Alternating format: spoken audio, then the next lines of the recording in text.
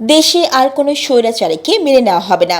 জামায়াতে ইসলামীর সহকারী secretary general মাওলানা রফিকুল ইসলাম খান বলেছেন, স্বৈরাচার আওয়ামী লীগ সরকার বারবার দেশের স্বাধীনতা সার্বভৌমত্বকে বিপন্ন করেছে। এই আওয়ামী লীগ ৭১-এর পর স্বাধীন বাংলাদেশে বাকশাল কায়েমের মাধ্যমে গণতন্ত্র হত্যা করে একদলীয় শাসন ও শোষণের নীতি অবলম্বন করেছিল। আর খুনি স্বৈরাচারী শেখ হাসিনা গোটা দেশকে স্বৈরাচারী কায়দায় জিম্মি ও অবরুদ্ধ করে রেখেছিল। ১৫ বছর আওয়ামী লীগ খুন, গুম, মামলা হামলায় মেতেছিল। দেশে ন্যায় বিচার বলতে কিছুই ছিল না। বিচার ব্যবস্থাকে সম্পূর্ণরূপে ধ্বংস করে দিয়েছিল।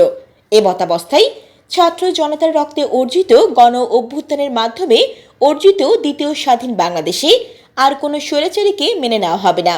শুক্রবার ২২ নভেম্বর ইয়ুথ ফোরাম অব নারায়ণগঞ্জের আয়োজনে যুব সম্মেলনে প্রধান অতিথির বক্তব্যে তিনি এসব কথা বলেন।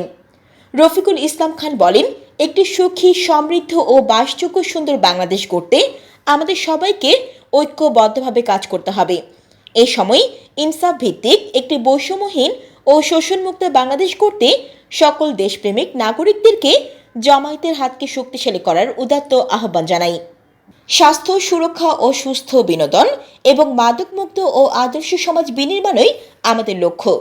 এই স্লোগান নিয়ে Narayanganj Khanpur children park youth forum of Narayanganj এর যুব সম্মেলন অনুষ্ঠিত হয়েছে।